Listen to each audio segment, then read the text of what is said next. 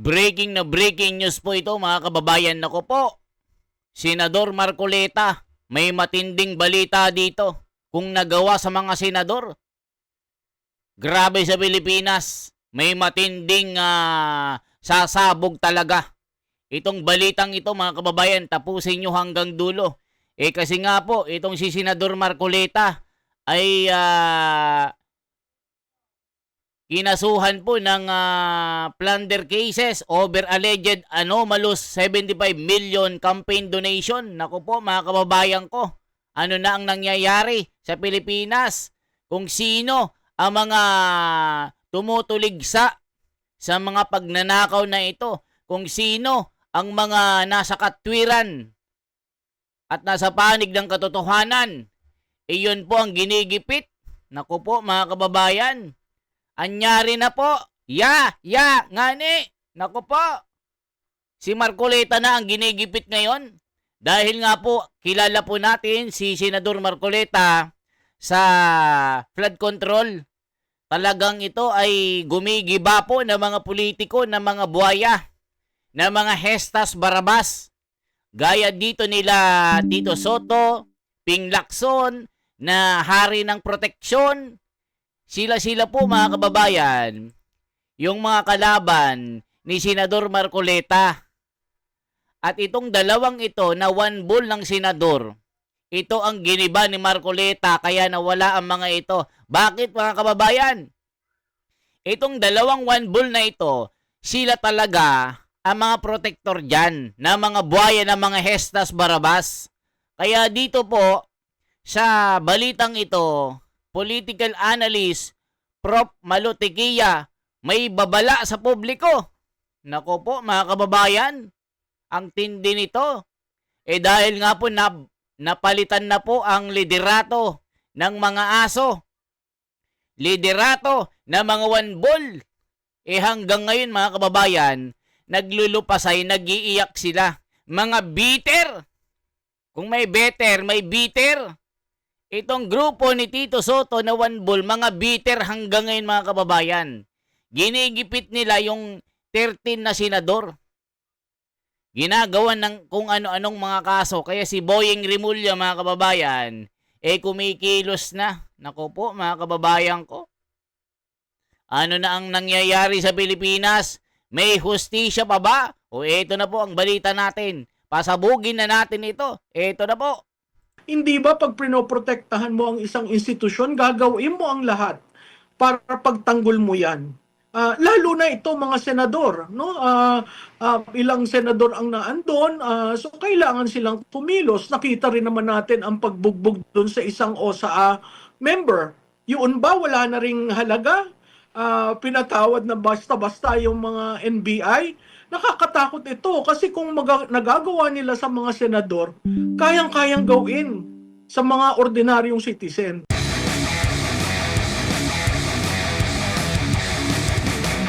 Napaiyak sa plenaryo itong si Senador Pia kasi doon siya nasaktan na parang parang ginagaslight yung nangyari. Tapos sabi naman ng mga minority, hindi yan totoo. Humingi kami ng kumbaga, sending prayers, nag-message kami sa group chat natin. Pero di ko alam kung nakita mo na yung group chat. Kanina diniscuss ko nga, Prof, no, na nangyari yung putukan, 7:44, pasado 3:00 yung last message doon, si Jinggoy Estrada. Tapos ang next message, 9:55, which is, si ano pa ang nag-message? Yung nandun din sa Senado na parang, ang tingin ko nga, sarcasm kasi sabi niya, hi colleagues, okay lang kami dito. Na wala namang sinasagot si Senador Villar, Camille Villar, doon sa group chat. Kumbaga parang, okay kami dito. Wala siyang reply doon sa previous na mga message. So tingin mo may punto si Pia doon sa kanyang nasaktan siya dahil walang nangumusta sa kanila during the time 7:44 naganap yata yung putukan, Prof.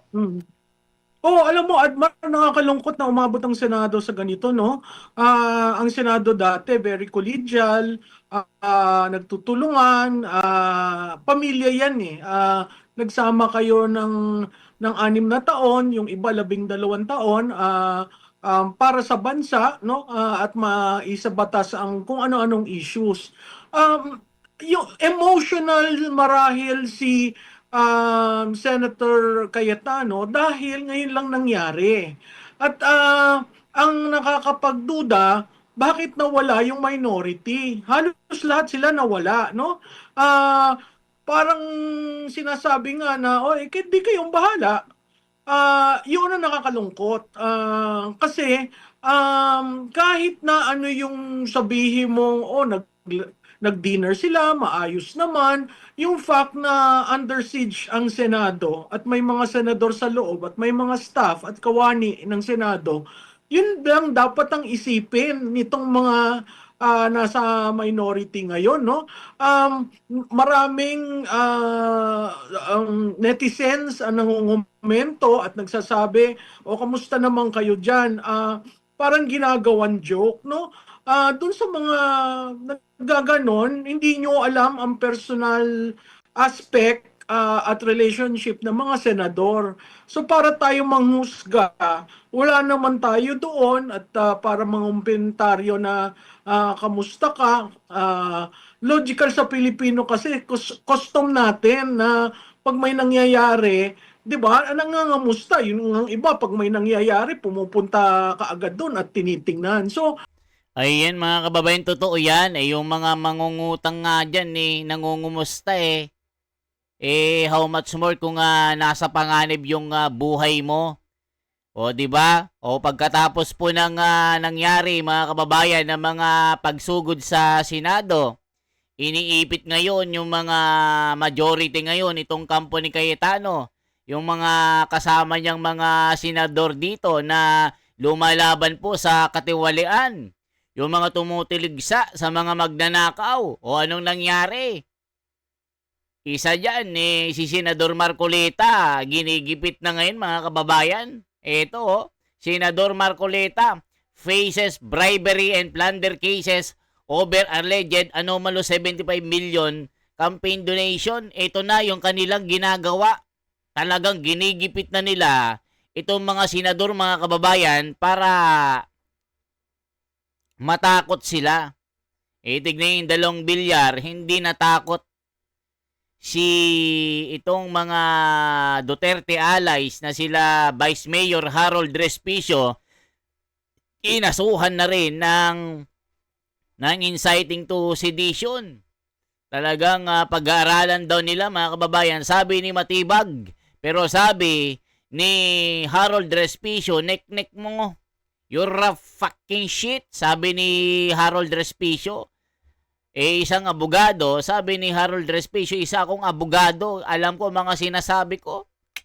Grabe talaga mga kababayan. Ayan based on the complaint, the donations allegedly raised concerns over possible violations of anti-graft and election laws, prompting complainants to seek formal investigation into the source and legality of the funds received during Marcoleta's senatorial campaign. Isipin nyo mga kababayan ko, yung campaign donation ni Senador Marcoleta, kinu-question ngayon ng ombudsman.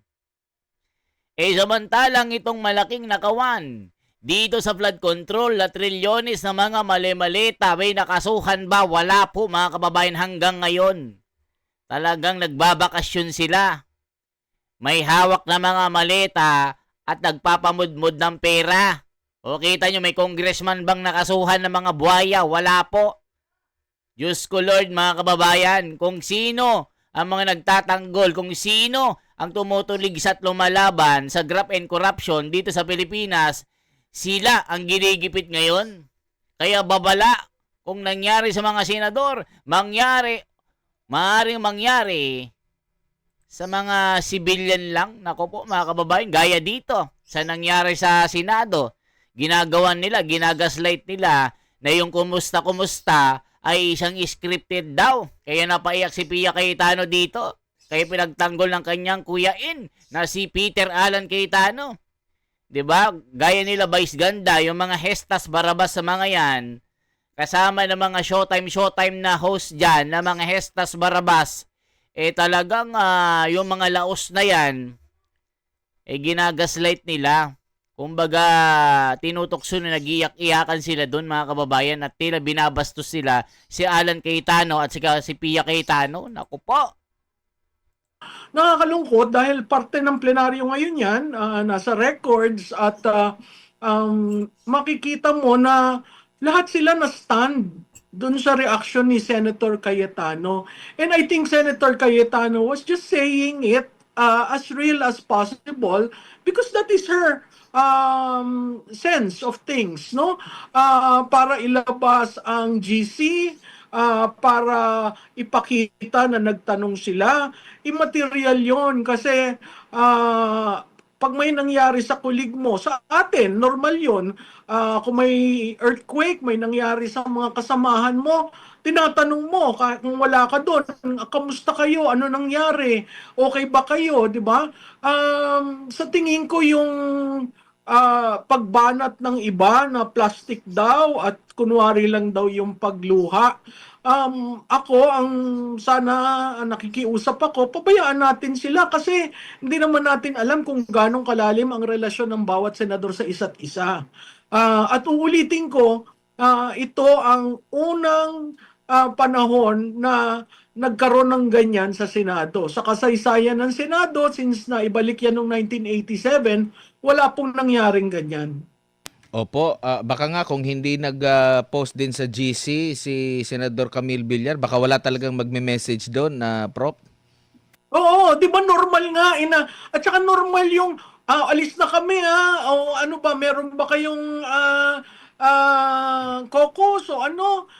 Di ba normal yon? Kaya nung nakita ko yung GC na linabas at may pag-itan na oras, mapapaisip ka talaga na bakit wala yung iba, no?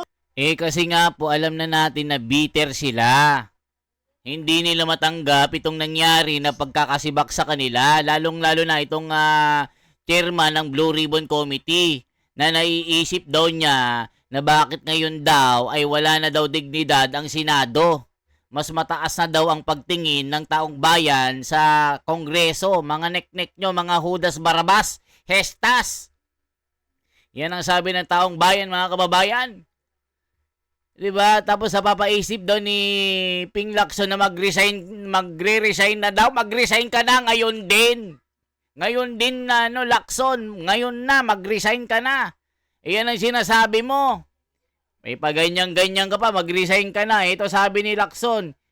Sabi niya, ibangon natin ang Senado. First, tignan nyo, ibangon daw ang Senado.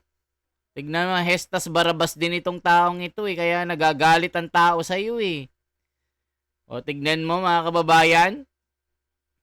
O, minsan nag-iisip akong mag-resign na lang bilang senador. Ang tagal naman, Ping Lacson. Mag-resign ka na. Ang tagal naman. Kasi nga nape-pressure ka na. Pinipressure ka na nung nasa taas.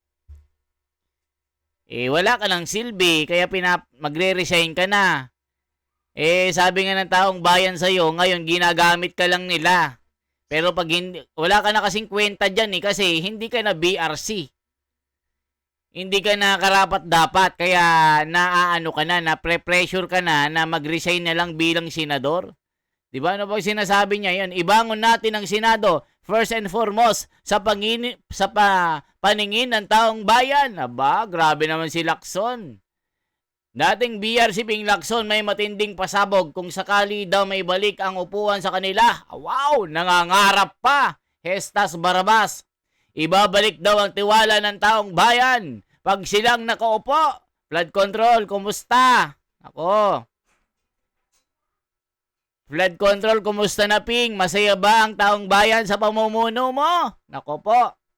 Lacson na nga kung ibabalik ang tiwala ng taong bayan sa publiko kung mababawi ang mayorya. Nako po, binigyan diin ni Senador Ping Lacson na magpangunahing layunin na tinatawag ng Mythical 11, Minority Bloc, na ibabalik ang tiwala sa respeto ng publiko sa Senado sa gitna ng mga kontrobersya o tensyon na political na kinakaharap ng institusyon.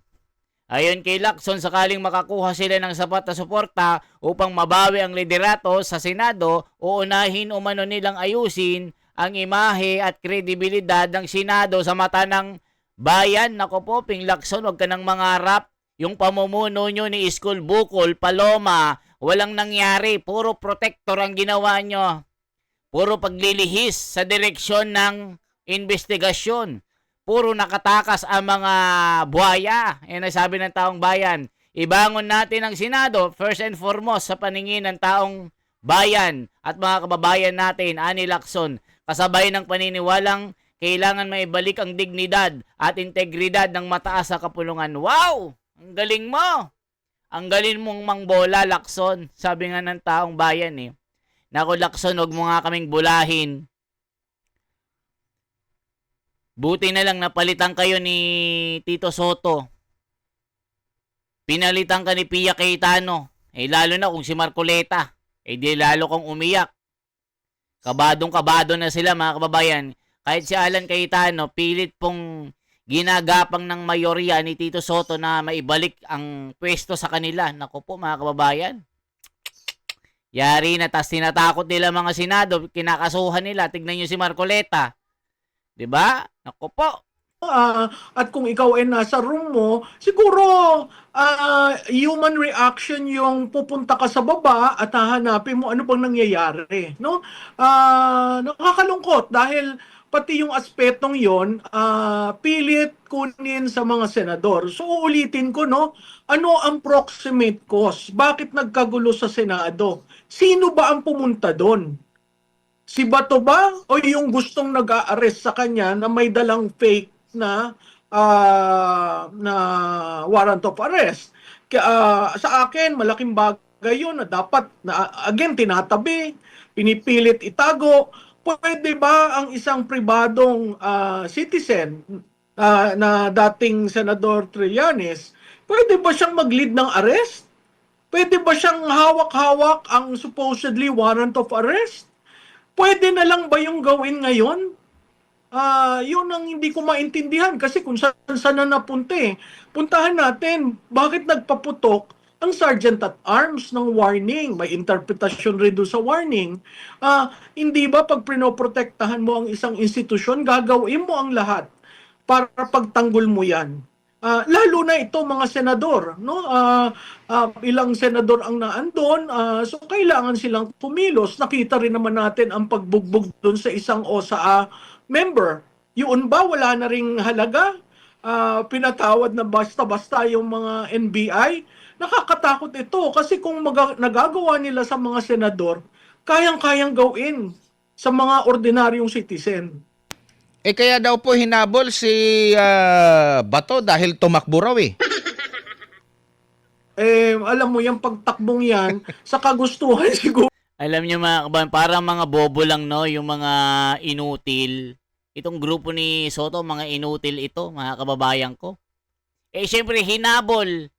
Alam nga na hindi ka tumakbo. Mga Hestas, Barabas, inutil, Judas. 'Di ba? Alam nga hindi tumakbo, kaya nga nagkabali-baliktad sa hagdanan, nagka-tumba-tumba si Bato eh. Nagkasugat-sugat ang kanyang kamay eh. 'Di ba? Ganyan ginagawa po ngayon, pinipressure nila. Ngayon, wanted daw at dangerous and armed itong si General Bato. Si Senador Bato, dangerous and armed daw, sabi na po ng mga umuhuli. Nationwide manhunt daw sa kanya. Ito si Marcoleta, ayun, ginigipit. Nako, pag ginalaw nyo si Senador Marcoleta, talagang dyan na magkakaalamanan ang babanggagiba. Ang buong pwersa ni Senador Marcoleta, nakaredy na. Alam nyo kung ilan ang aalalay kay Senador Marcoleta pag ginawan nyo ng masama? 5 million. 5 million to 10 million ang kanyang bodyguard. Sinasabi ko sa inyo. Pag ginawan nyo ng masama si Senador Marcoleta, buong bansa magkakagulo. Yan po ang sinasabi ng taong bayan. Kasi nga, balak nila, syempre mga kababayan, balak nilang arestuhin si Senador Marcoleta dahil may kaso na sa ombudsman plunder daw eh. Isipin nyo kung ano-ano ang kanilang mga kinakaso. Gawin nyo yan.